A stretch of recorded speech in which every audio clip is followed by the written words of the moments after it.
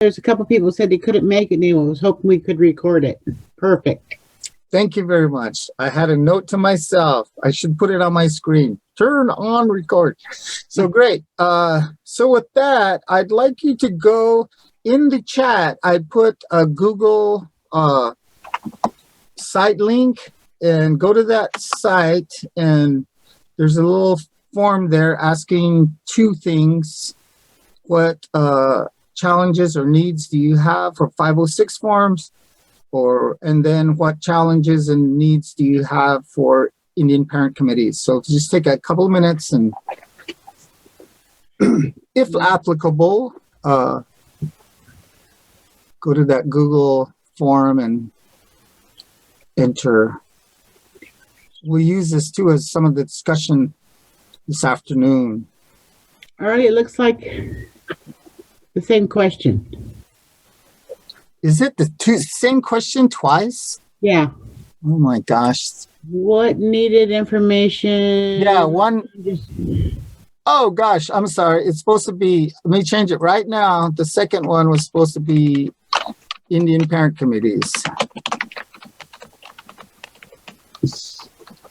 So do we click out of it and click back in? Yeah, click out of it and click back in.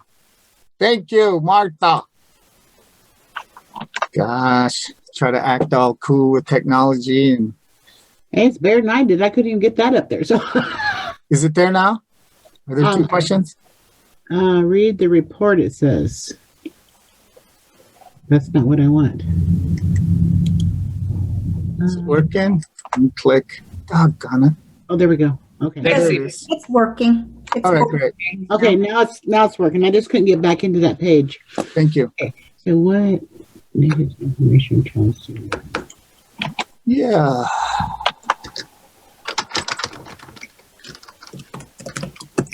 Ooh, we got 4 responses already. Wow, you guys are cooking.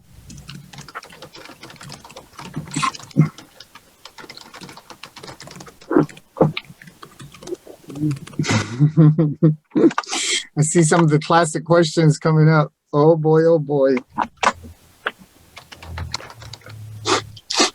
Great.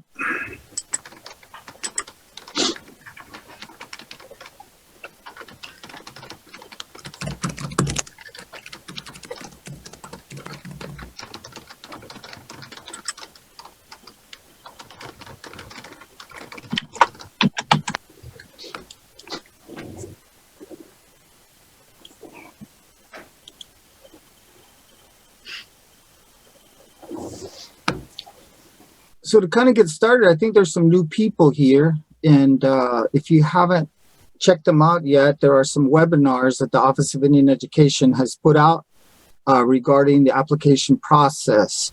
So the application is all online. And there's a funny word that you'll hear everybody say over and over, EASIE, EASIE, EASIE. And it's an acronym, EASIE. Does anybody know what that acronym actually stands for?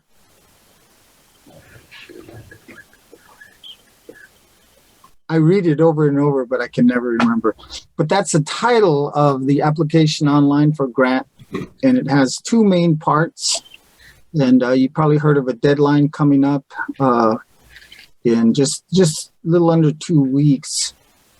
And that's the part 1. And in that part 1, then you're required to submit a student count and the 506 forms that you have on file. So that's why that's such a crucial thing. And all the funding that you will receive is based on that student count. And your district is held accountable that those forms are in compliance, completed correctly. And if you get audited, you can, there's consequences with that, usually paying back of money to Office of Indian Ed.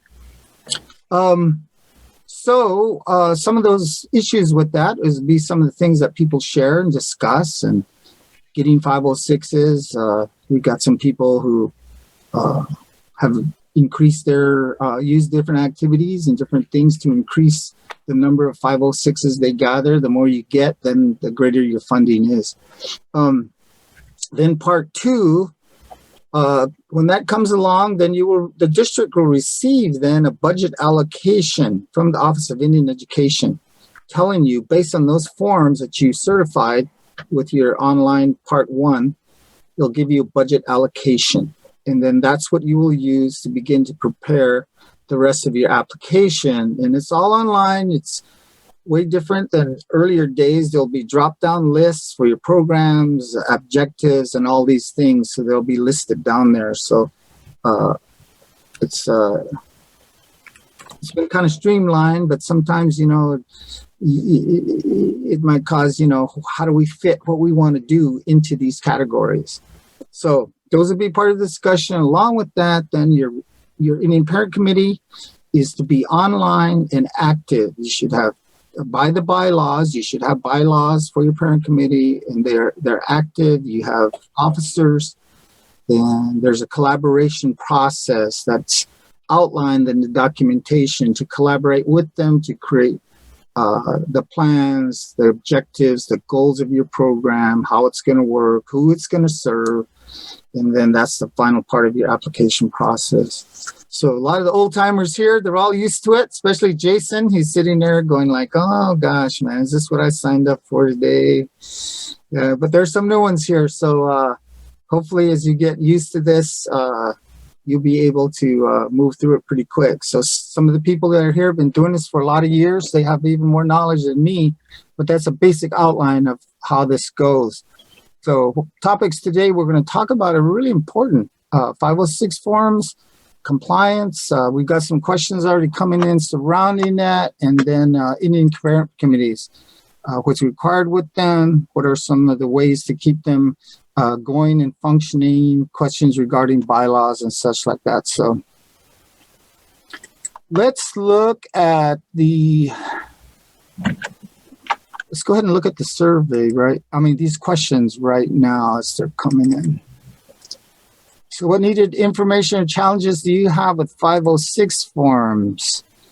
And A, can old forms have not really available as forms pre-221? That's a ongoing question, let me tell you. Want to know more about the program? Parents, guardians not being able to open or save the 506 forms to fill out. So it looks like somebody might be doing it online and they're having issues with that. Getting parents to complete them consistently in enrollment pack. Okay. So how is the district supporting and helping? So some people are doing that, some districts, so you'll be able to hear some of that today. Lack of a response from over 50% of our potential Native families. Don't even know if they're Native or not. Some fill form out, some say not Native, many don't say anything. So that's 2 parts. One is, how do you identify Native kids? And once you identify from a district data run, how do you sort through them and find out, who are potentially families that can have a valid 506 form? I think a digital form right now is important. Also, it's hard to get a hold of families. So questions and ideas regarding how do you communicate and get the word out and to help recruit 506 forms. What kind of letter do parents, what kind of letter do districts send with the form? Many families having difficulty navigating tribal enrollment, right? You will all become experts in time with that. So that's just one part of it. It's an ongoing thing. Getting tribal members' enrollment numbers, same thing. Getting them back, hoping that other programs' best practices, great. Getting families to complete them, send them in, challenges, getting form back from parents, getting them turned back. Even offer candy bars. Oh, wow, cool. I was going to ask that question today. Who does incentives? All right, getting complete accurate information. How can you enhance that process? I think you'll hear some ideas today. Collecting 506 forms, especially during the pandemic, is extremely challenging.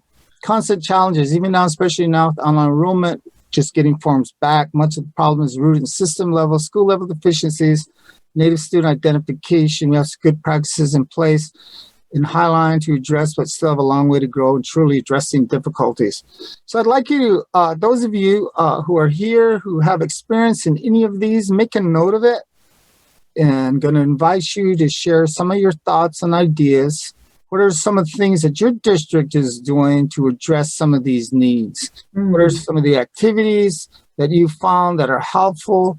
What are some of the things that you've done specifically to help increase 506 enrollment? Let's take a brief quick look at the questions regarding parent committees. Really quickly, Arlie, I'm Yes. going to pop into the chat box a file. Sometimes it works, sometimes it doesn't, so I can send it by email as well. But for those of you who haven't received or haven't been able to create a fillable PDF of the 506 form, I can provide that. And many of us, I think, have a version of that also. And those are now acceptable by the Office of Indian Education, which wasn't always the case. Thank you, Sarah. Appreciate that. Yes, they are. And I think they're online. You can download them. But if you want to send it, that's good too. Thanks. So here are some of the questions coming in on the Indian Parent Committee. So great. We got some questions there too, and we'll review these before we go into that discussion. So we'll go ahead and start with what we have here. To get things started, we did have a person who responded to inquiry if people have information they'd like to share, and that person just joined us here. And it's Rachel Barger. So Rachel, let's give Rachel a hand. Yay. And she's going to share with us about how some information regarding their 506 forms. I'm going to make you co-host if you need it. And Rachel, you can get us started. Well, I'll start off by saying if I happen to pop out or if my sound's bad, let me know. I live pretty far away and my Wi-Fi isn't always great. So when you live in the woods, it's nice because it's peaceful and quiet, but when you need to work from home, it doesn't always work that great. And you might hear if a kid yells from upstairs, Landon's here today. So, and the Wi-Fi doesn't always work in his favor either when he wants it to. But, you know, one of the other educators had reached out last week and, you know, we had some success, and my knowledge, I guess, of the structural programs kind of our district has been a great benefit. After having been brought into this program and having worked in Title I before. So the paperwork process and getting parents to turn stuff in was something I was familiar with. And so it's kind of helped, I think, a little bit to be able to have that knowledge in this program as well. And so I was going to share my screen with you to share some ideas.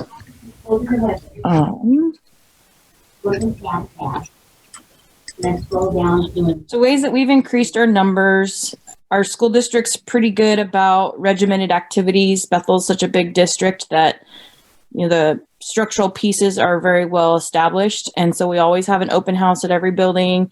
We always have a large district event. Obviously, these things have looked a little bit different this year, but in past years, what we've decided to do, because we can't make it to 18 elementary schools open houses, we started building just a structured display board that has all of the 506 program information on it, as well as like pockets that have the 506 forms in them. So the parents could take them home with them after the open house event.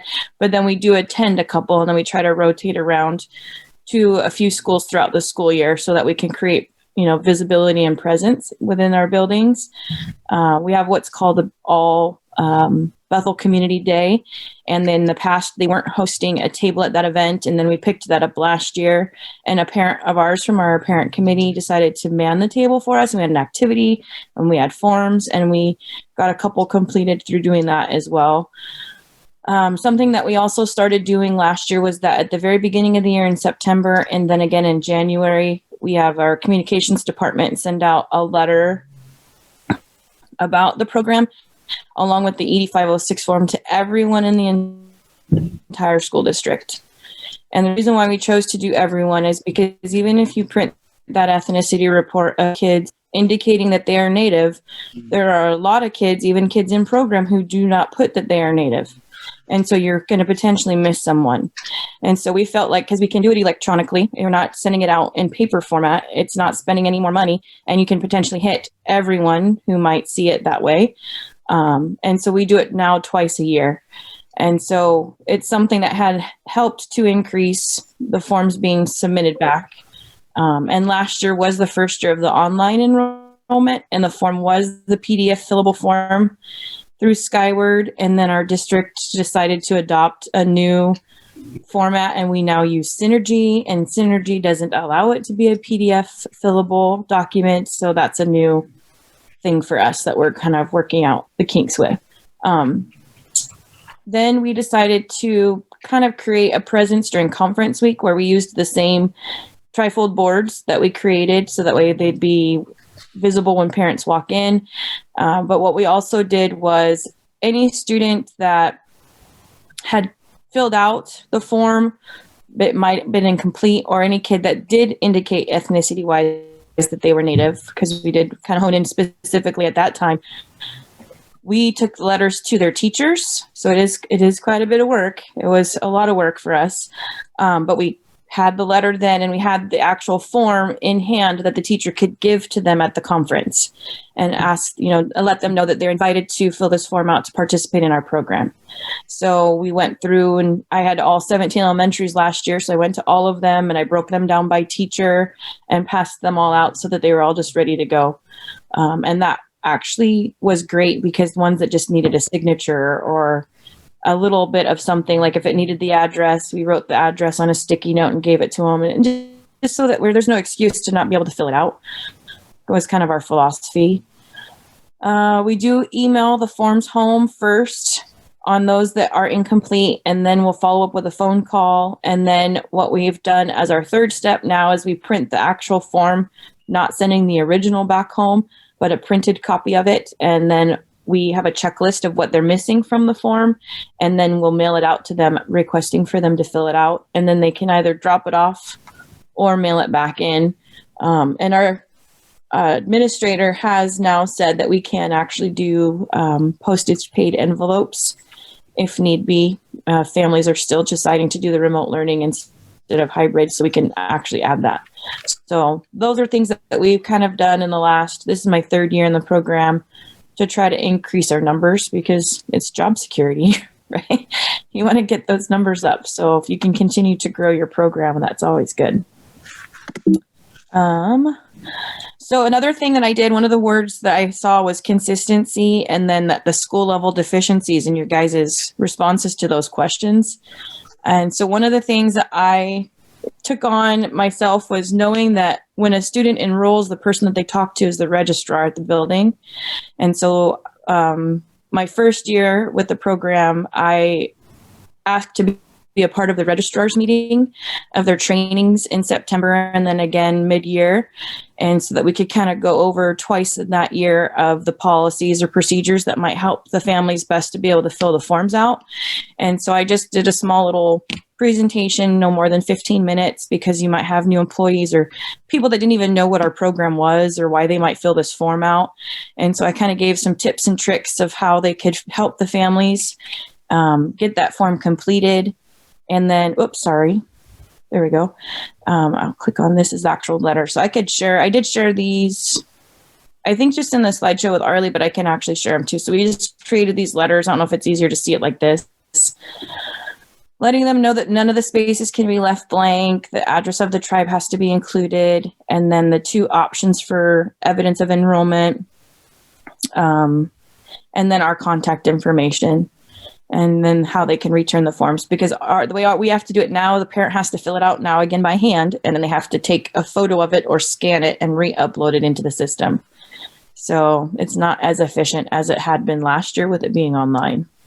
So these are the forms that I give to the registrars, and then I give them like my card, and they've now increased the amount of conversations throughout the school year, or they say, hey, I had a kid that enrolled that was Native but didn't fill the form out, and they send me the name. So it's just kind of increased that knowledge of the program, and that's been helping.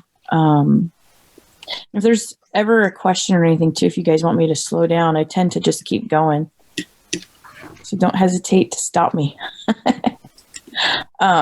So registrars was a big piece of that though. And I think that helped at the building level to increase the knowledge. So now that they're kind of looking for those kids because they know that they're important to us.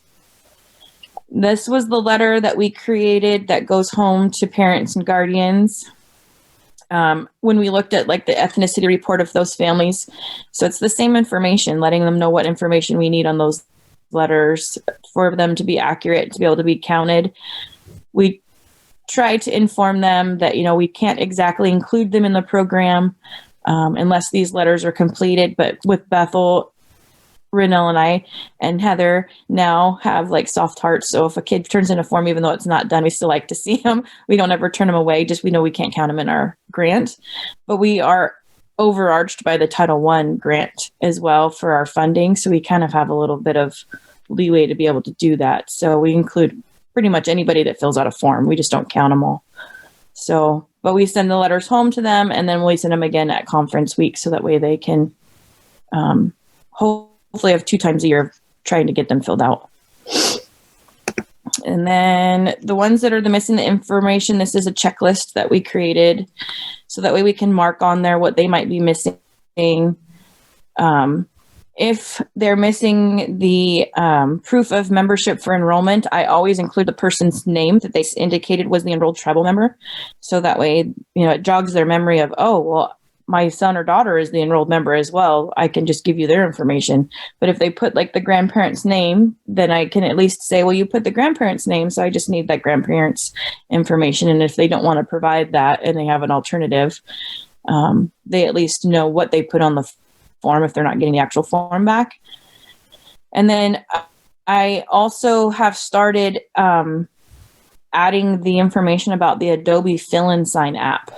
And I know probably some of you guys have mentioned this before of using that because you can use it for the electronic signature part. So they can actually complete this, fill it out electronically, and then send that picture back to you. And it's a completed document and it's legal in our state. So I always send out the app information when I send out my letters now.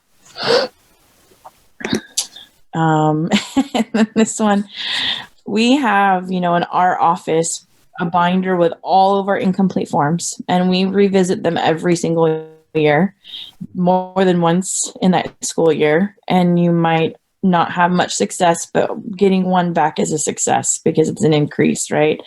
But we always have little sticky notes, and we have them alphabetized now just because we changed our district. So I'm not just elementary. We're both preschool through 12th grade.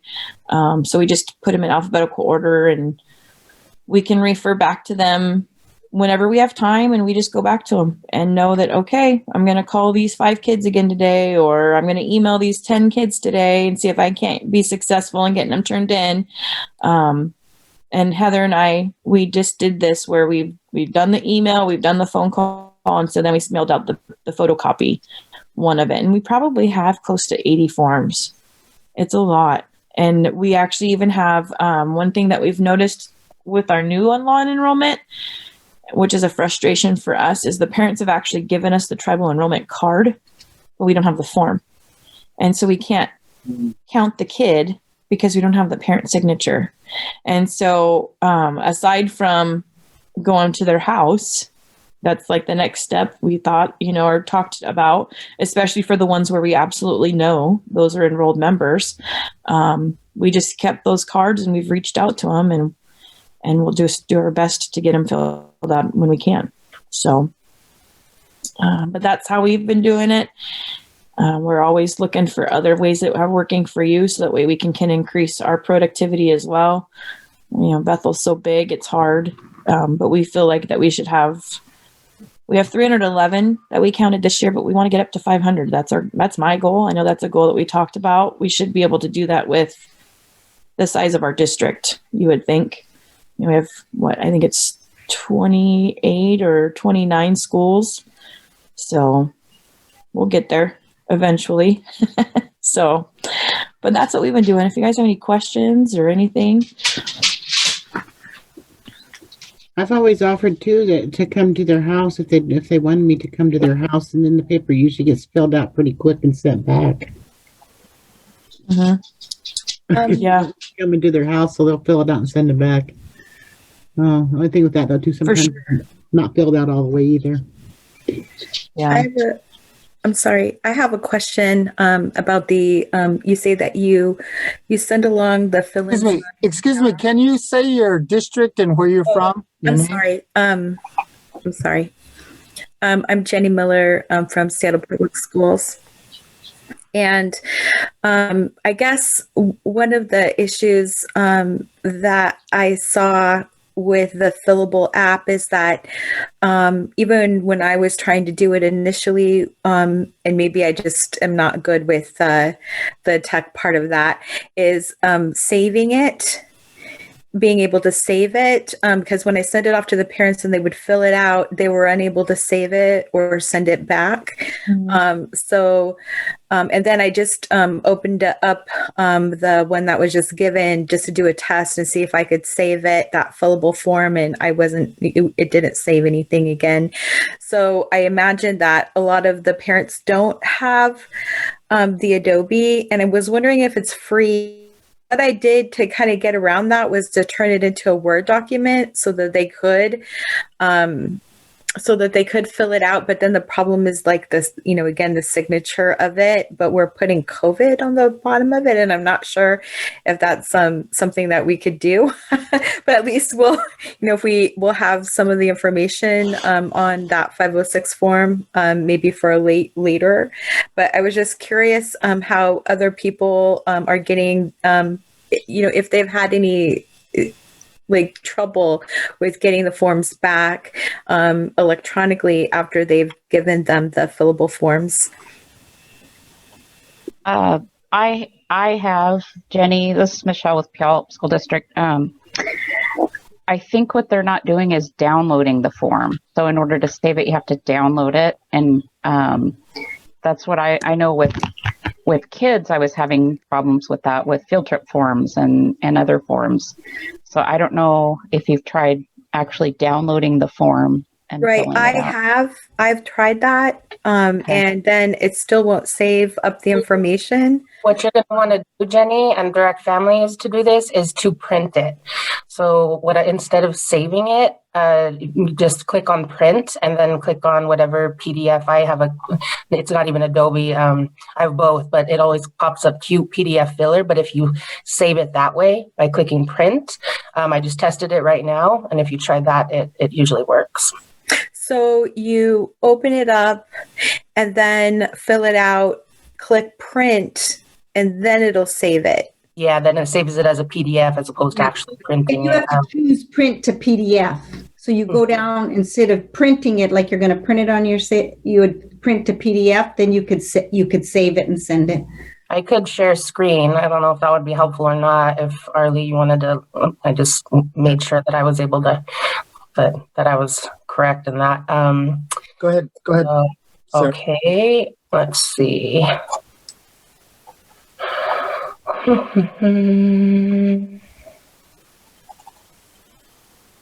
Well, that's the one that I just saved. Give me a second.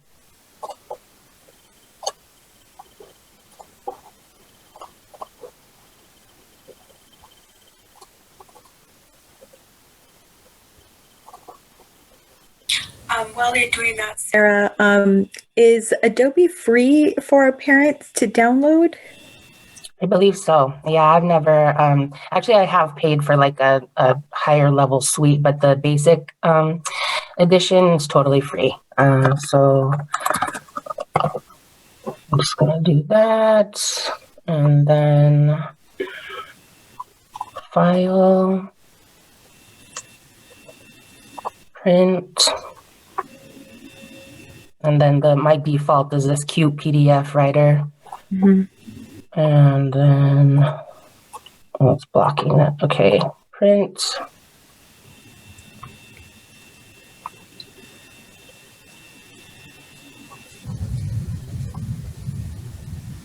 Save. Yes.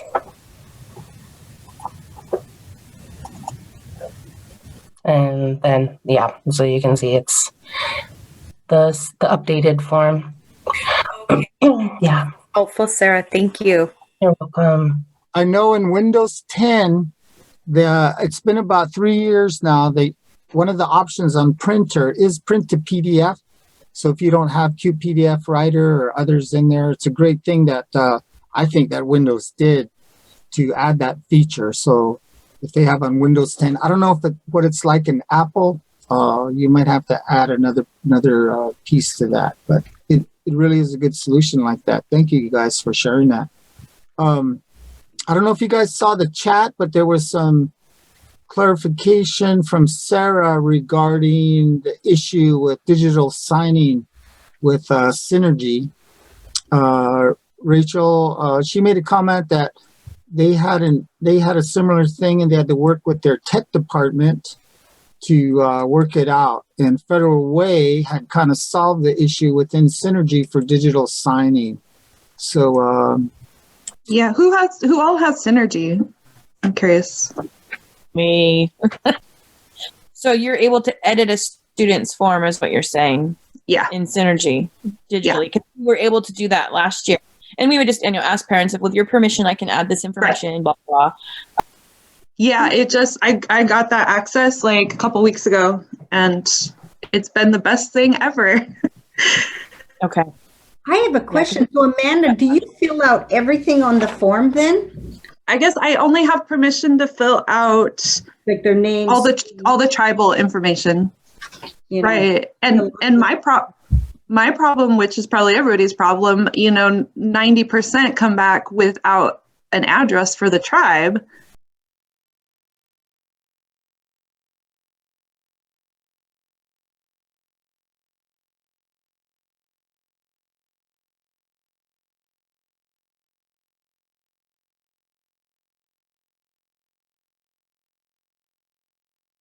Yeah. Yes. In the old days, we're not supposed to touch the federal form at all. Yeah. We couldn't write it in. We used to highlight where we wanted them to fill it out. And they're like, you can't do that. They can look at the history of who puts in the edits into the documents. So I will tell you that much. But as long as you get permission from the parent, because you have granted accesses through the district. So because I did look into that, Jason, because I was afraid to do it myself, like you're saying, because we weren't allowed to before. Can we only do that on the digital copy, not on the handwritten copy? Like if we have a handwritten one where they filled everything in, but they forgot to put in the address of the tribe, can we, if we get their permission, can we put that in, or is it just the digital version? Okay, this is Martha. I was told that you cannot write anything on those forms, like Jason was saying. From the last NIA, what my understanding is that after the parent signs, you cannot make any additions or adjustments then.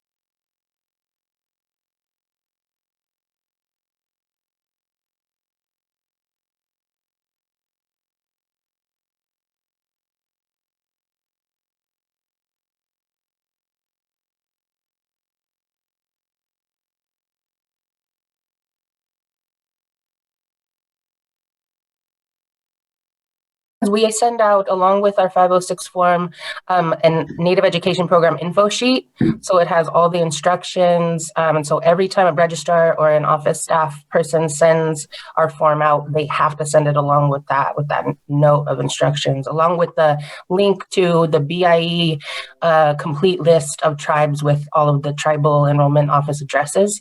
So yeah, families have that for help. So I just sent out about 50 of them, and I had a couple of them come back, and I don't know if you can see this, but see how I have the sticky note on there? It's just a sticky note with the kid's name. That way the parent, it comes back, and then I can just peel the sticky note off.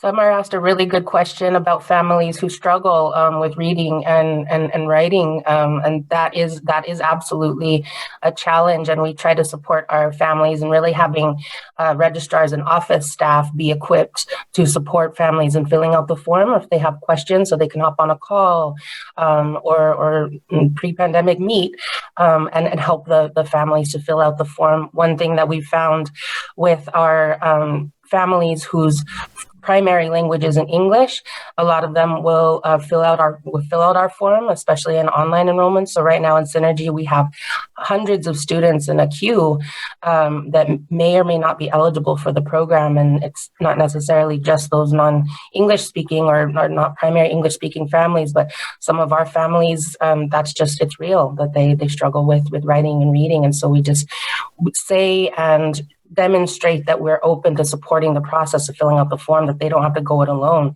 that we're here to support the process in any way they need. That's a good point, Sarah. I actually had someone come to me and she was embarrassed to ask, but said, "Can you please help me fill out the form?" And I said, "Oh, I didn't realize that you didn't have one yet." And she kind of started to cry and said, I haven't because I don't know how to do it." And so I've heard that several times. So helping those families and making them feel comfortable with being able to assist them is really important. Yeah, I've had to use a translator this year because we've got blended families and some of them don't speak very good English. And so when I realized that, I enlist a translator from the school and help with that. Or I go to homes, like I went to a home on Friday with a new family and had the forms, and, she opened the door and I just stood on the outside and we went back and forth to help fill out the forms for her children. There was a question in the chat about not having a printer at home. So I know some people are taking pictures and things like that and having those. Can anybody share that information?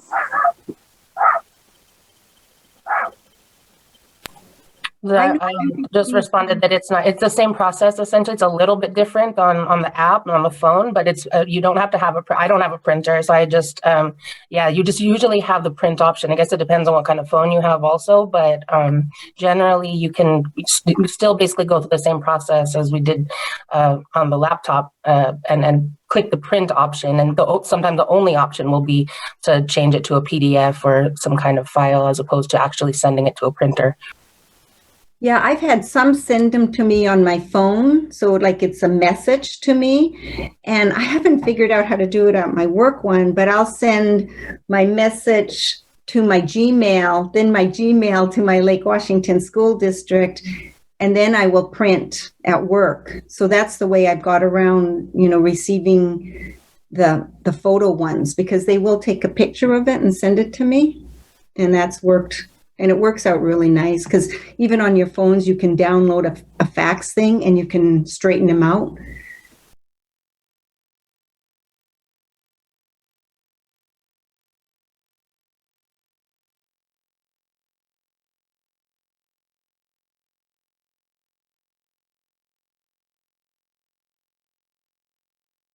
When I was at Seattle Schools, the issue of tribal addresses and all that kind of stuff, proper names, was an issue.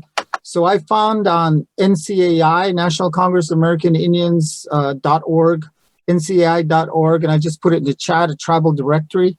So it has a really great list of tribes and their addresses, and I used that during that time. I even went as far as to have everybody have that in hand. So I went in and copied and pasted every single thing into a Word document and put it online. It was quite a project to get done. And I also found online a version of Excel spreadsheet that has a listing of tribes and information too as well. So let me see here if I can put this in the chat to you. I thought it was pretty good. So I'll just send it out to you guys and you can check it out and see if you want to use it.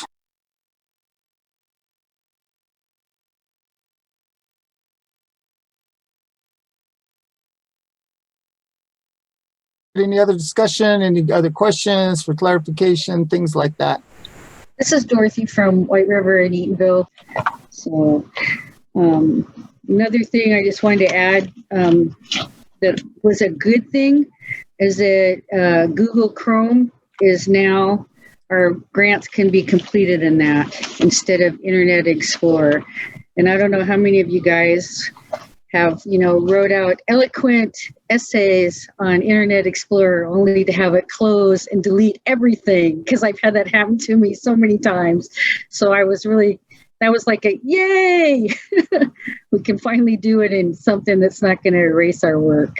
And on that point, even in Chrome, I cannot underscore enough when you're working on your applications to do it in a Word document. Make sure you save your responses there, and because it will refresh and you'll go back to it and it'll be gone. So work offline and then copy and paste into the application. Yep.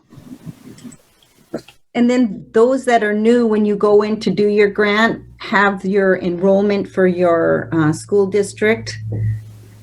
So I know I do 3 school districts, so make sure you have your total enrollment of all students. And it looks like they've really streamlined it. So I went in and I thought I was just, going to take a look at it. And I was like 55% done. And I'm like, I'm not ready to go through the grant. I just wanted to take a look at it.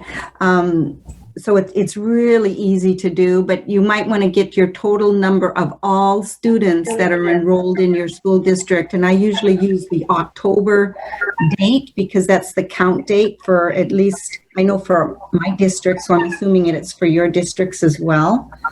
So just an FYI.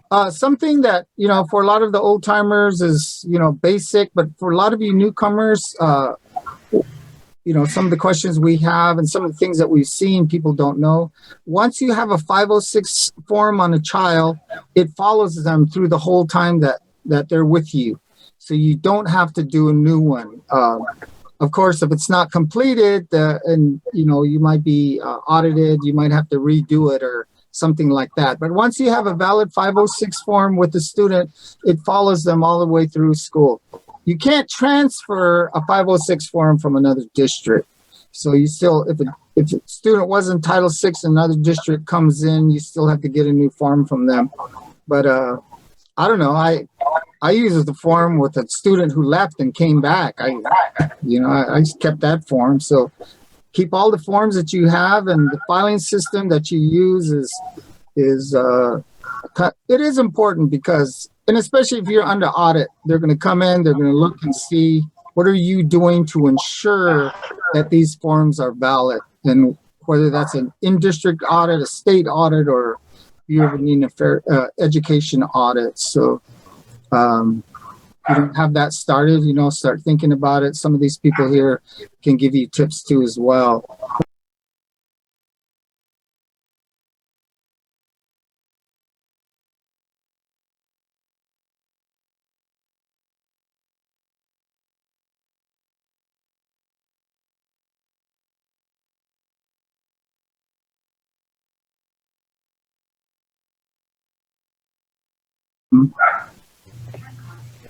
What else in terms of, does anybody have questions or thoughts?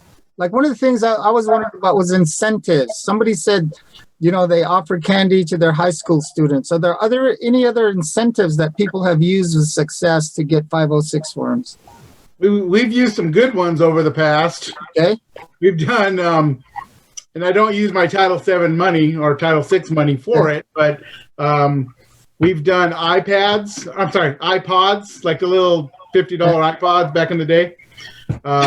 We've done like Kindle Fires, Amazon Fires. This year, I just did a new one. We're doing a one-night stay at the new hotel, the new Puyallup Hotel.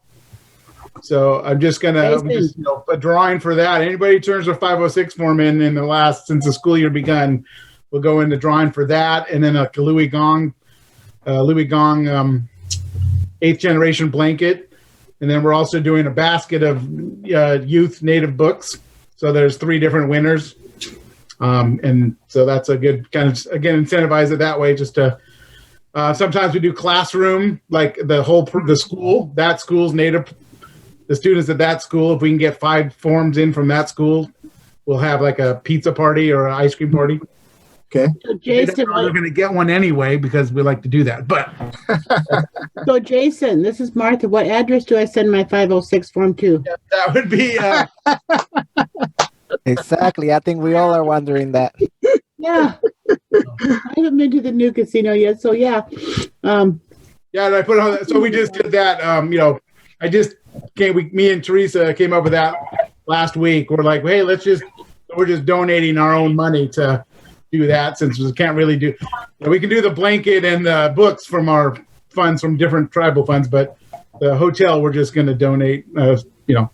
Do it Yeah, ourselves. in kind is everything. And you would be surprised even asking, your tribal partners or your native family leaders to do donations. We also did this with the other similar thing. We had a Samsung Galaxy night and we all met at the bowling alley and we blasted out the word that we were going to be giving away a tablet. And that got us in some forms, and it also formed connections between our families. But you can, definitely reach out because we can't buy any kind of incentives out of our Title VI funds. That's so important to note, but we donate our own money and reach out to partners to volunteer, donations. There was a question. Are you all writing your grants then? And so for that question, this is all done online. So it's a fairly easy step-through process. And once you submit the student count, that's part 1. Then when part 2 happens, your district will receive a budgetary allocation.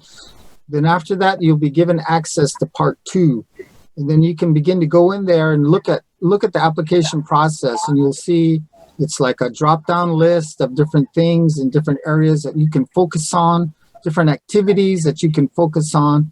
Once you get an idea of what that is, then that will be what you will work together and have with discussion with the parent committee in order to come up with your grant goals. So one of our future sessions, we'll go into this more depth with our next session, and people can share their tips with you and their experience on doing this. And people do it in different ways. When I was at Seattle Schools, I actually sat down with my parent committee and the laptop, and the final part of it, we actually went through together and filled out the form online. We prepared what we were going to put into it, and so it was really cool to sit with them. And then you push the certify button, bam, there it goes. And other people have different ways of doing it, and the consultation part is really important. There's another piece in terms of tribal consultation. If you receive more than $40,000 in Title VI funds, then you're required to have tribal consultation along with your grant. So, yes, Jessica. So when you were talking about consultation, you mean like meeting with tribal council or meeting with the education department? What kind of consultation are you talking about? Like the school board meeting with the tribal council? Okay, who does that and can share some examples? I think every district might be a little bit different depending on their tribe.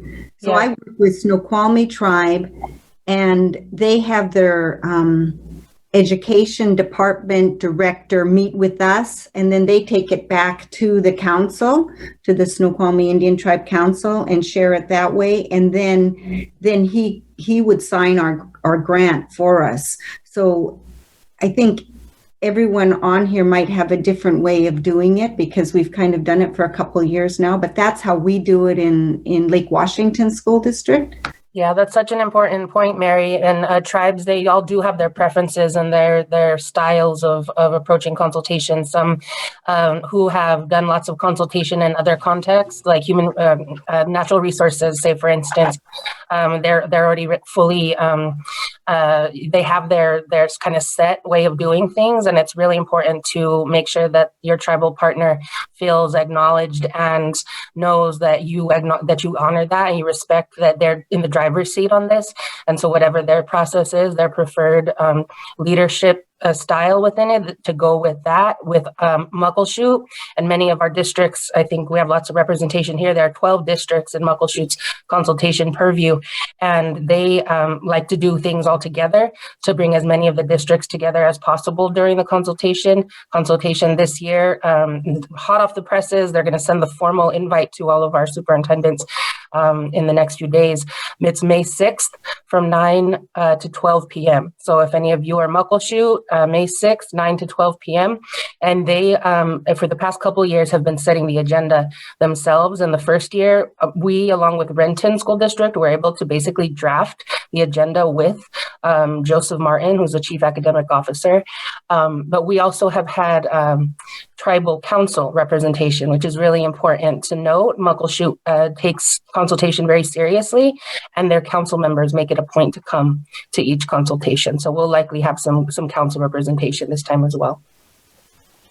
So it might be a little bit different depending on what tribe you work with. I know this year we haven't had the opportunity to do a performance report, and I don't know if there will be one, but usually when we do the performance report, we'll have a November meeting. We invite the tribe to come so they're aware of what the performance report looks like. And then again, we have tribal consultation, and I think ours is set for May the 3rd, 2021. So I would start thinking about that now, because you don't want to,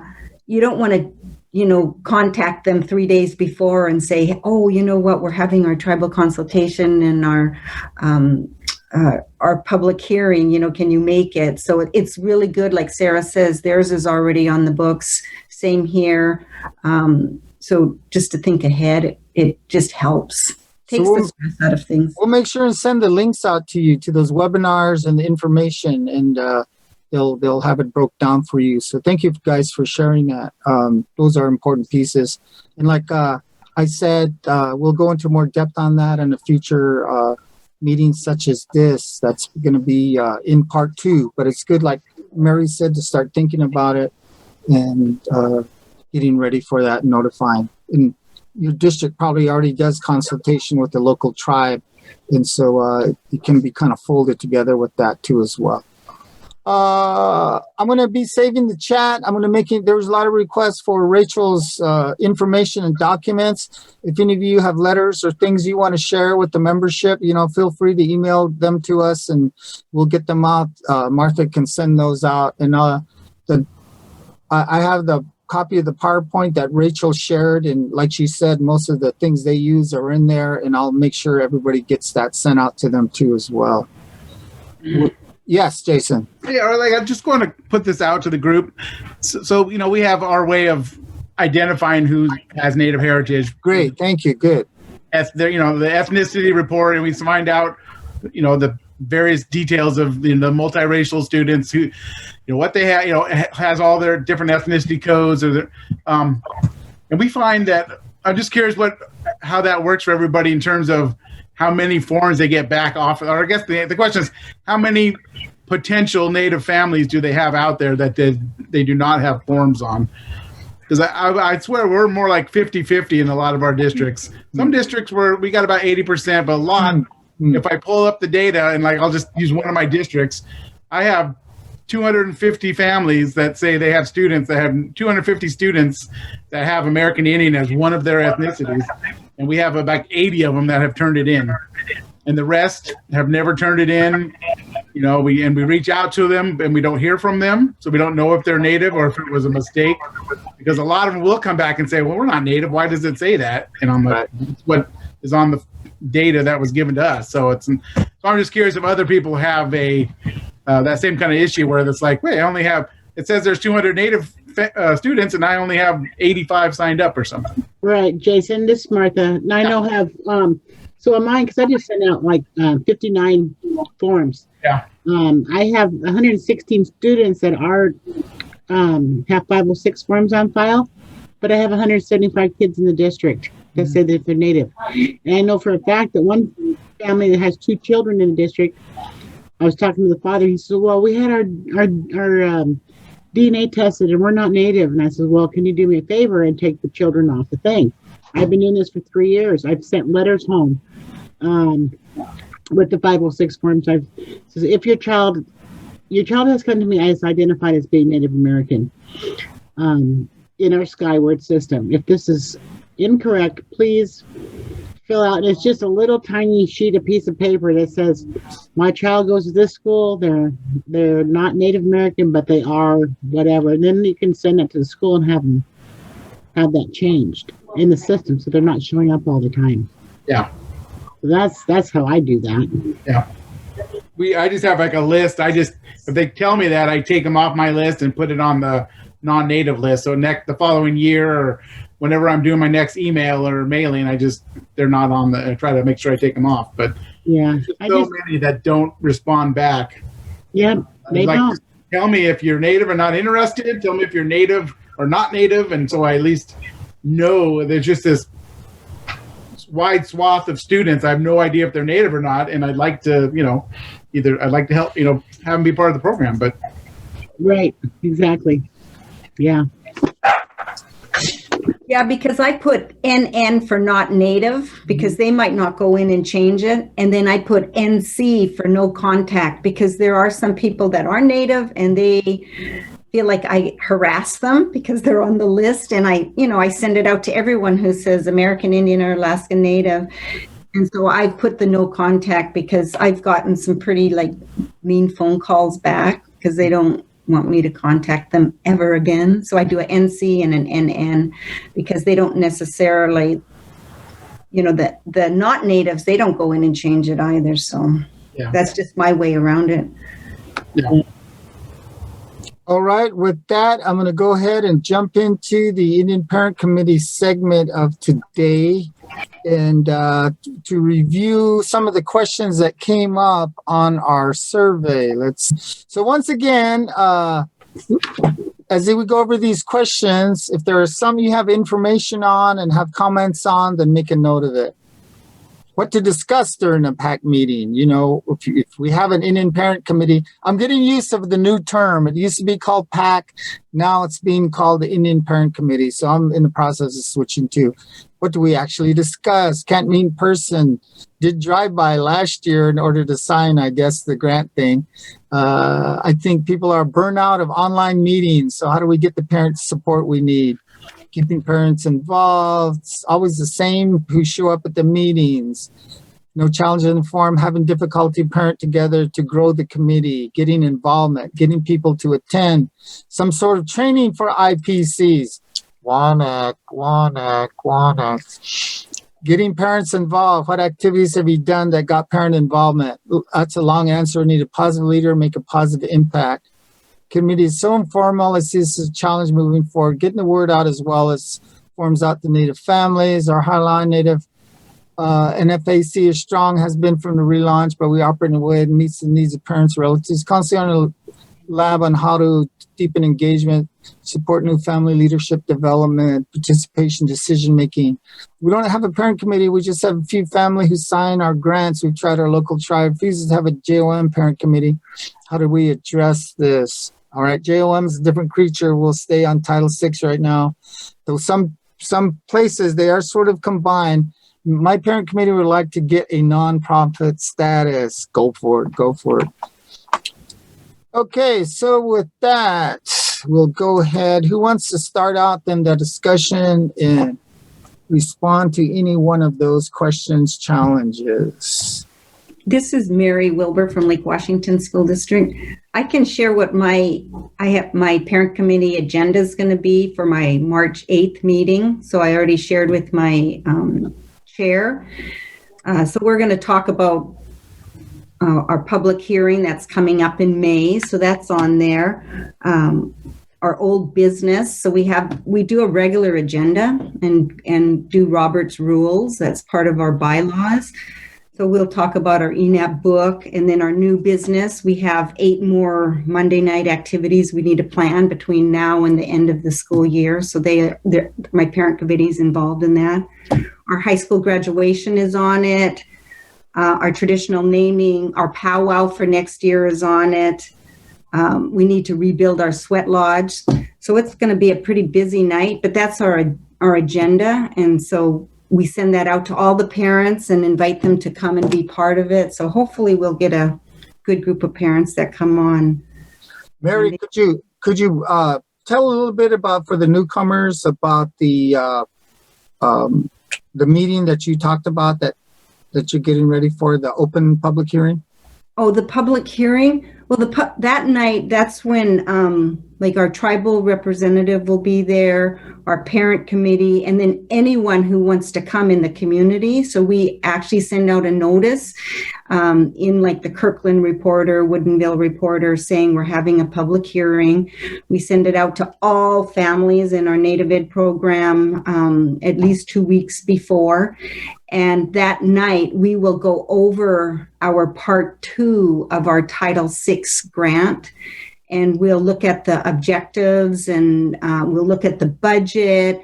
We'll look at the way that our Native Ed program works with other title programs in the district. And it might change, because I noticed today, and probably many of you got an email that asked to be on a pilot program for part 2 of the formula grant. Interesting. And so they might be changing it, because I know they've streamlined part 1. So there might be a streamline of part 2. And Michelle, Marco, I know you mentioned, why do a 5-year plan? I always do a new thing every year. Might be the same objectives, but there might be different objectives. So I'm not sure what it's going to look like, what part 2 is going to look like, if it's going to be different than last year. But usually there's activities that you're going to do, so you have to choose your goals.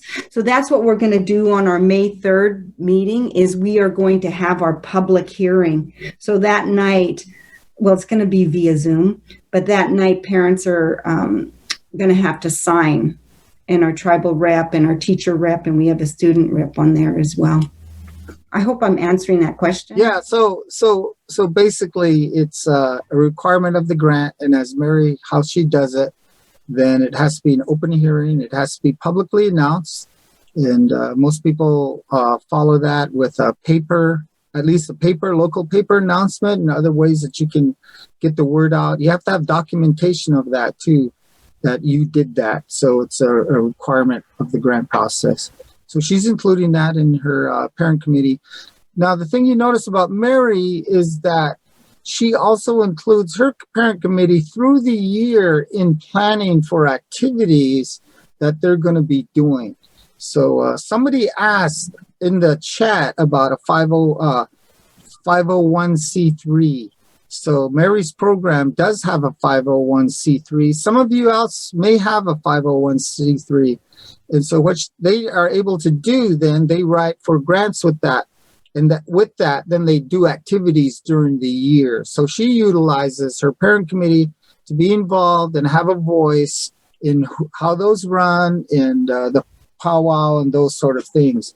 So some parent committees are all kind of focused on the activities and the looking at accountability with district, terms of academics and those things. So different parent committees keep their members involved in different kind of ways. So Mary's is a good example of how throughout the year, from beginning to end, they help, even to the very end when they do their graduation and things like that. So it's a good example. Anybody else want to share about your parent committee and how they work in your district and some of the good success you've had to keep them involved and recruit them? Not an easy subject, I'll tell you that, because you don't. Even if you have family gatherings and whatnot, the parents that come are usually the same parents that you see week after week after week. And every once in a while, you'll get a new family come in. And then it's like, I've had one family goes, oh my goodness, I can't believe I've been missing out on all this right here. And my children have been missing out because they never came to one. They didn't know what it was. Mm-hmm. So I don't know if we should call it meetings or what. But I guess you hear meetings and everyone's go sit through a meeting at 5 or 6 o'clock in the evening, you know. But it's hard to keep the same parents involved. Then you do find that one good parent, and then their kid graduates, and then they're gone. True. You know, so I have, because we have a lot of schools. This is Jesus at Clover Park, on JBLM, on the military base. Those are the parents that usually have more involved, but they tend to move every 2-4 years or whatever. This year has been difficult to keep the same parents, but I generally, with all the parents in my NAP program, they get the agenda, the dates, and then I do get feedback at different times from different people. It's like, hey, we're doing a curriculum adoption. We're looking for parent feedback, and I'll do a survey with the parents. Or we're planning an event this month for NAEP. Anybody want to help? And that's how I kind of kept them involved. But especially during the pandemic, keeping the same people or getting people to meet at a similar time or whatever, that has been difficult. Yeah. And I noticed I took that class about parent committee that EASIE did, and they talked about bylaws, and I looked at my bylaws and they hadn't been updated since 2015 or 2017, so it still said Title VII on it. So I thought, we better take a look at that and update. And really, I think only the thing that needs to be changed is that now it's Title VI, because it used to say Title VII on ours. But they talked about bylaws and the importance of having bylaws for our parent committee. So I'm willing to share my bylaws. I know there's probably others on here. Mine are kind of lengthy, so I'm like, man, we should probably cut them down a little bit. But then maybe you'll lose some of the weight that it would hold, when you're getting ready to do your grant. So I'm not sure if that's... Mine a little bit lengthy too. And 3 years ago, then we lost funding because we didn't have the bylaws, right, or updated for many years. So then I finally updated the bylaws, and I got feedback from OIE, and they just said it's like whatever your school district, how they decide to run a parent committee, that's fine. It just has to be written and then say, okay, our parent committee is going to follow these rules and procedures. It doesn't have to be a certain particular set of rules. It's just however, if your district requires you to have that approved by a school board, you do that. If it doesn't, you don't. So it depends on your district too. Thanks for sharing that. That's true. Go ahead. Somebody else. I have a question for you, Mary. This is Karen Elliott from the Edmond School District. And are you allowed to put the bylaws on your website for? We haven't thought about that yet. I'm assuming there wouldn't be any harm to put the bylaws on our website. I just don't think we have them on there. I'd have to go look because our website's been, are you talking about a school website or I have an ENAP website, like an Eastside Native Education? Yeah, I have my own website for our Native family. I have to look. I don't think there would be anything wrong with putting it on a website. I just don't know if we have that information. So we probably will add it to there. I have to go and look and see. If they're on there, they would be outdated. So we're just need to update our bylaws. Okay, thank you, Mary. Myself, I just think it's really crucial as a Title VI coordinator that you have your bylaws in place and that you follow them with your meetings. Because if there ever comes a time when in Title VI, it happens. Contention within the community with Title VI, who's running, who's the chairperson, who's managing this money, all these questions can come up. In the midst of that, then these things are really important. This is the process that we use. This is the process that the federal government through the Bureau of Indian Education knows how we elect our membership and all those kind of things and how new members are brought in. So those are really crucial. It's crucial to have them public too as well. So I would say that's really important. And again, I just saw a thing in here. Somebody said, us OGs who sent this from from Jessica. Is this from Jessica? No, that's from Sarah. From Sarah. She goes, us OGs are totally willing to share anything you'd be helpful to you. So some of these people that have been in here and have been through this, feel free to reach out to them and get information. Feel free to reach out to them in the chat too. Bylaws, when I was at Seattle Schools, I reviewed bylaws from several different districts too to help update our bylaws when we were there. So it's an important piece and to help keep that going. Yeah, and I just thought it was interesting how they were talking about updating your bylaws. So I thought, maybe this is something they're going to hone in on this year. So that's kind of what I gathered from that training, the webinar that OIE had. And then the other thing that I really am strict about is having an agenda.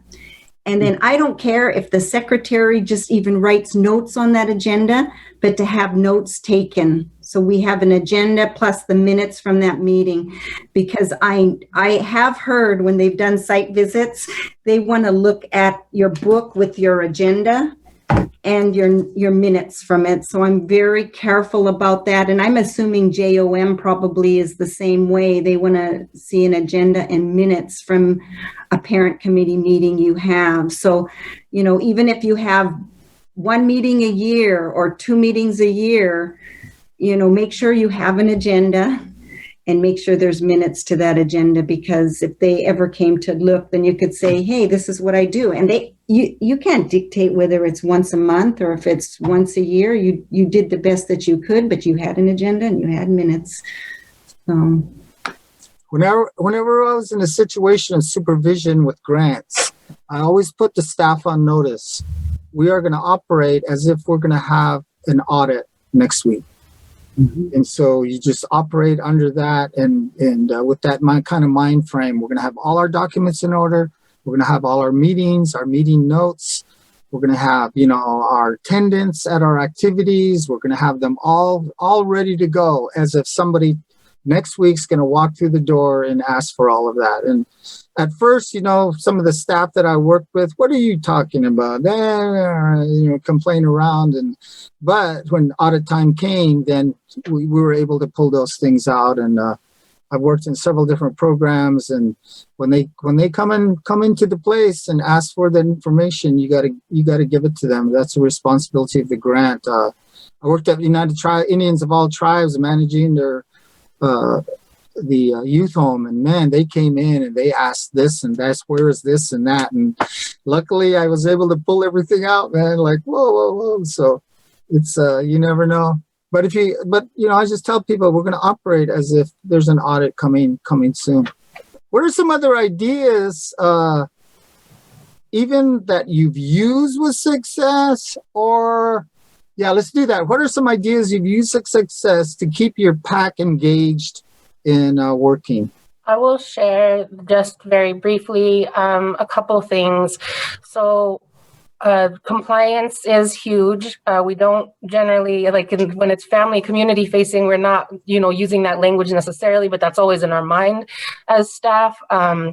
We really want to, anytime we engage with our family leaders, engender a spirit of collaboration and shared leadership, shared decision making, and really help our family leaders to feel like they have agency and authority. Yes, per OIE guidelines, they are just an advisory. They can't make any staffing decisions or anything like that, but they can give us really good guidance, and their knowledge, their expertise that they have as family leaders is worth more than diamonds. And we try in every space that we get to connect with them, even on Zoom, which is not ideal, to just show them love and help cultivate a space where they can show love to each other and share good resources, whether it's special education resources or human services, anything at all that they can share with each other. That's what we continue to affirm, is that we also call our council something different. We don't say it's a PAC, we say it's a Native Family Advisory Council, or Highline and FAC. And we really, we de-emphasize the Roberts Rules of Orders. Like Mary said, always have an agenda. We record our meetings often now. It's easy on Zoom, so you have that living document. But I can't underscore that enough, is that, families, that is an incentive, is for families to come together and share resources with one another and just connect with each other, and feel like they have that network in place to have honest conversations about what's happening with our Native students. So that gets people into the space. I really appreciate our teacher representative, and we've had really good teacher representatives over time. That is a requirement, that you have at least one teacher on your council or committee. And you can't underestimate the value of that, because they have that internal, school-based perspective. And we have been really lucky in that our teacher representatives have almost always been Native or Indigenous in some way. We have a really strong teacher rep right now. He's a middle school teacher, and he is Turtle Mountain Chippewa. We have lots of Turtle Mountain representation in Highline, and so our teacher rep is Native, which is really great. And I would just say, in closing, that make it a system level responsibility. If you ever have an engagement with your superintendent, board members, your supervisor, anybody who supports your Native education work, and even if they're not very connected to your Native education program, share with them the fact that you have this family leader body in place, that it's both a federal requirement and it's also good practice. With all of our districts, for the most part, have made this new commitment to equity. And so linking it to those strategic goals and to that commitment, and saying our NFAC, our PACs, they are equity in action. This is what it looks like to have engaged family leaders who are decision makers, and do bring all of this really good knowledge and expertise forward. And you have to honor them for that, and that can happen for other families and other communities represented in the district. That it shouldn't just be Native family leaders who are supported in that way and required to come together to inform the system about how to better serve our students. So speaking in those terms to your leadership is really important, and just celebrating the fact that you have these bodies of leaders in place. Question. Thank you, Sarah. Yes. Hey, so for me and my job, I'm not new, but I am new. I just got hired on right before COVID, and I was only able to meet with my students, maybe not even half of my students. So to get the parent involvement, it was just like, wait, what? Who are you? What are you doing? And it's just like, it's really frustrating to have all these students and not being able to connect with them. So I appreciate everybody sharing how I can get more parents involved. Thank you. Thank you, Elizabeth. I'll just share something that's worked great for me with my parent committee is kind of handing them the graduation celebration. And so they're in charge of that. So that's helped, especially at the beginning, like when, what do we talk about and stuff. So then they just take off. And then they decided to celebrate our 5th, 8th, and 12th graders. So usually they either have kids around that age or going to be the next year. So they have an investment in doing the best celebration possible. That's great. Thanks for sharing that, Amanda. I love Amanda's idea, because when we have our back to school night in October, parents sign up, and then even ones that don't come to that, they sign up. So I know who my bakers are. I know who likes to plan parties. And so we always have 4 huge parties a year. I know ones that like to do the holiday celebration, graduation. I know ones that like to do the traditional things like help build the sweat. So I look for different parents to actually be the ones who organize those. And I kind of just sit back, and they are doing all the heavy lifting and the organizing, and it really brings our community together. So for graduation, I just have to make sure I give them the names of the students that are graduating, and then everything else is taken care of. The people who like to sing, they'll take care of the singing part of it. So there's we all have talents, and we're all gifted in certain areas. And that's how my parents and my students are. We just, tap into what they're interested in, what they're gifted in, what they're talented in. And they do a lot of the work. It's fun little community that I get to be part of. I'm blessed by them.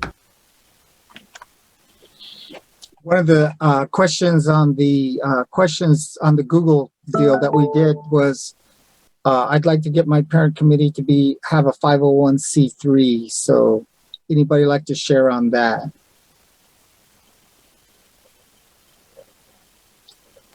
My parent committee has a 501c3, and I think we got it in the early 2000s. I've been in my position like a little over 20 years now, and it was right around when the American Indian Smithsonian was going to be opened. So about a year and a half before that, it was their goal to take students to that. And so we set up some guidelines and protocols. And I had a parent in my program then who did the writing. She did everything to get us our 501c3. So that's where I say use the talents of the people in your program. There's probably nonprofit parents that are in your program that could help you work towards receiving a nonprofit. So we got our nonprofit way back then, and that's how we do all of our Monday night activities, all of our cultural programming. It's paid for through through our grants that we write. So I would enlist parents to help you on that. But it's been a real made change for us because we're able to, use funds from like charity grants or from Potlatch to do our big projects that we have. As we get ready to wind things up, does anybody have an idea that's been forming in their brain about how to work better with their parent committee, and you want to say it and try it out with the group here and kind of run it through? Anybody has an idea that's baking in their brain, they'd like to just share what it is and get some feedback on it?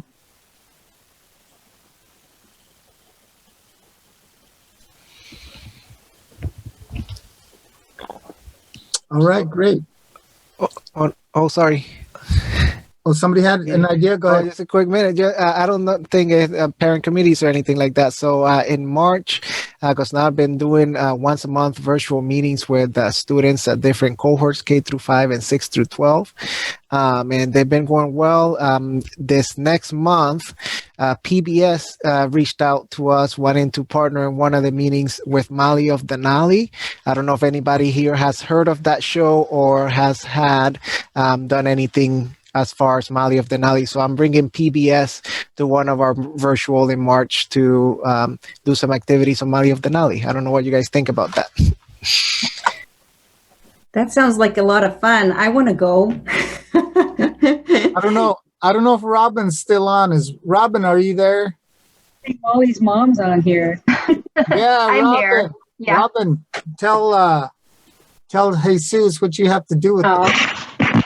Yeah. So my daughter is the voice of Molly. So oh, I heard through that she's local. I heard through the grapevine. Oh yeah. Cool. Yeah. Yeah, it's fun. But aside from that, I love Molly of Denali, and it's been hard for me to promote it in a way because people are always in Auburn, they're always like, oh yeah, your daughter. And it's like, well, I'm not promoting my daughter. I'm promoting Molly of Denali. Mm-hmm. It's got beautiful curriculum that goes with, and everyone on the call, if you haven't seen Grandpa's Drum, I would recommend Googling that and watching it. And no matter how many times I've seen it, I've teared up. It really hits. It really hits me.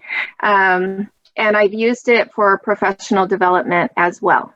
So. Thank you for sharing. So that was my main questions, because generally when I share things with families, the show, whatever, they're like, well, who makes that show? Is it culturally relevant? And my kids, actually, my daughter was watching on YouTube Molly of Denali, and I was like, oh, it seems cool.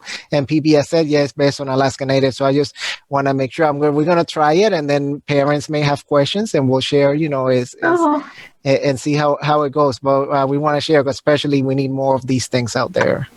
Yeah, and they have cultural advisors every step of the way. Awesome. So it is it's a really great example of that, of being culturally responsive in every way. And also there's podcasts and there's games. So I just recommend. KBTC here is gonna put everything together. It's gonna be the March 24th, and I was asking her. She's like, well, we don't have connection to the actress or the voice actress. But I was like, oh, could we get her to read a story to us? I don't know if that. Maybe I'll reach out to you individually and see about how that would work. I don't know if it has to go through PBS or what.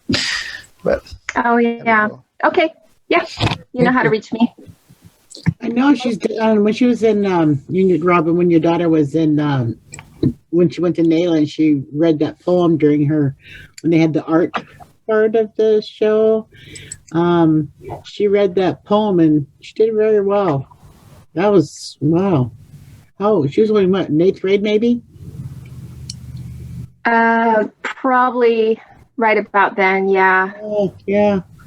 But she got there and she was like, wow, that was really impressive. So that's awesome.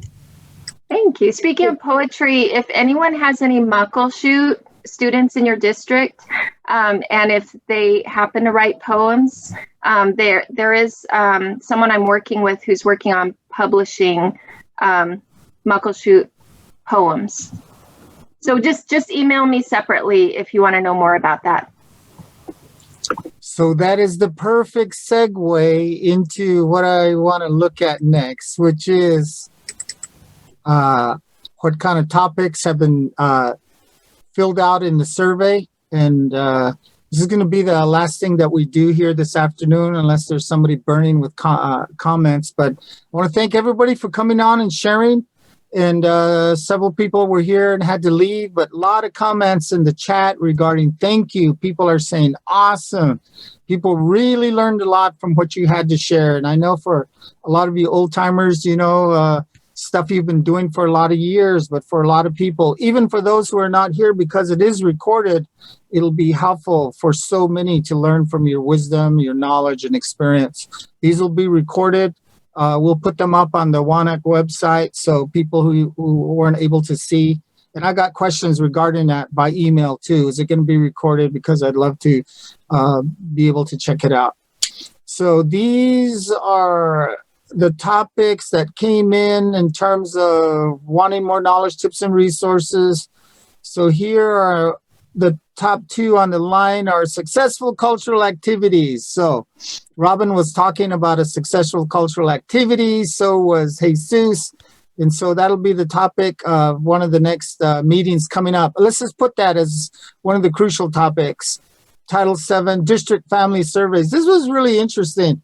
It was something that was put out there, and what kind of surveys are districts doing regarding Title VI, and what kind of data is being gathered. And maybe some of you are even gathering, data that can be shared even on a regional, at a national level about the effectiveness of Title VI, even, doing needs assessments and those things. Let's see, the other one here, community building, strengthening relationships with community. So we talked a little bit about parents, but that as a topic will be just in terms of what are some of the things you're doing to create stronger relationships. Effective ways to monitor and support Native students. So this is going to be looking at how are Title VI people really working, not just themselves, but along with the district on how to monitor students' academic progress and to support that. Not just as Title VI, what we're doing as Title VI, but also how are we pulling together the resources of the district to more effectively support our Native kids. 506, we went over parent advisory committees. One of the meetings coming up then should be part 2 of the grant application too as well, and look at that in a little more detail, especially for some of the younger ones that are here. We went with the Wednesday, Monday or Wednesday. So Monday was the top one at first. Other people have weighed in. Looks like Thursdays are also okay. We went with the majority early afternoon. Here is a set of things people also had that wasn't on the list. A curated list of Washington schools with successful Title VI programs. To work with Title VI and Title III, what is expected or done? So great. How are those collaborations done? What are some really successful practices in working together between Title VI, Title III, and I would say even Title I and other federal programs too as well. Then this one from Highline, in terms of accountability, how can she'd like to have Sarah would like to have a discussion regarding how can we continue to take this to having the district really be accountable for the progress and academic success of the students. And also, as Sarah said, to also be accountable to the Native community in terms of respectful collaboration and interaction decision-making. So that'll be a really good conversation. We had some of that today too as well. So with that, ladies and gentlemen, I want to thank you again for coming on today, all the great comments and wisdom. Arlie, could I just make one real quick thing? Yes. I just wanted to let everybody know, just to make sure that you don't wait until the very last minute to certify your grant and get it sent in. Years and years and years ago, there was a big storm back east and the power went out, and the computers with the Indian Ed folks, they were down on the last day, and people that were not able to access to put their grant in didn't get a grant that year. They cut them no slack, even though it was on their end. They didn't give them any more time. So just be sure you don't wait until the very last moment, because if something goes south on their end, you're going to be stuck. Great advice. I remember that. I have a quick question for Elena. What school district are you with? Port Angeles. Oh, you're Port Angeles too. All yes. Right. Well, good. Thanks for all the questions. We have all of our interventionists are here on this meeting today. Great. Wonderful. And Carla, what district are you with? Carla Wright. All right. I think she's with Marysville. Marysville, yeah. Marysville. Oh, cool. Marysville. Right on. Great. Hey, Arlie, I know you said JOM is a separate thing, but I was just curious if there's who else has JOM programs besides Martha and I. Just one other? Port Angeles had a JOM, but we haven't had a JOM meeting in quite a few years. Is it in your district? Go ahead. It's connected to our tribe, our local tribe, but we have been paired together with them for the parent committee. So the last few years, we haven't been able to have a parent committee. We've just had our faithful parents that have our graduating seniors usually sign our grant, because they're the ones working on the graduation party, or families that are involved. Faithful, the faithful few. Yeah. I want to say Sandra Gordon, I think, is JOM. But I mean, like, Relena, do you get yours directly from JOM, or does it go through the tribe? From the tribe, I guess. Our grant? Uh-huh. Our Title VII grant is what it's called now, is through the school district. The JOM grant is through the tribe.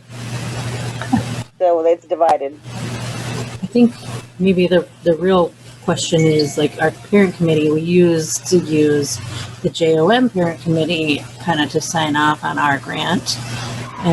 But like Relena said, it's been several years now, and our education director just with the local tribe hasn't coordinated that. And so I think maybe Summer and Relena and I all are like, oh my gosh, you guys are having meetings all the time with your families. What the heck? I want to know how to do what you guys are doing, you know? I want to understand. And so that was why I put in the chat, like, what are your guys' job descriptions so that I can get a better understanding of how, I mean, I've been doing this job for 15 years now, and it's so great to show up here and listen to you guys and the work that you're doing. But I want to make sure that, like, there's no stone left unturned for our kids and families. Thank you, Jessica. William Nelson, what district are you from? I'm from the Arlington School District. This is our our first Title VI grant. So I'm having a lot of I'm going to say challenging fun collecting the 506 forms. Well, all you need is 10. Well, great. Well, welcome. And thank you, and thank you all for your support. I am very appreciative. Great. And don't be afraid to reach out to people here, you know, and we're WANAC. Have you been to other WANAC meetings? The general meetings? Oh, sorry, Arlie. Yes, I was at the annual conference when you were able to have in person. Okay. Yeah. Well, great. Thanks for sharing and coming on. And I know people will have questions of you too as time goes on. And it's always interesting how these things work together and the different ways that they work themselves out. So once again, thanks one and all. Unless there's anything else for the good of the order, thank you, everybody, and appreciate it. Have a good rest of the day. Hey, thank you, Arlie. Thanks, everybody. Thank you. Rachel. Atkinson. Oi. Hagona. Catch away like a sweetheart.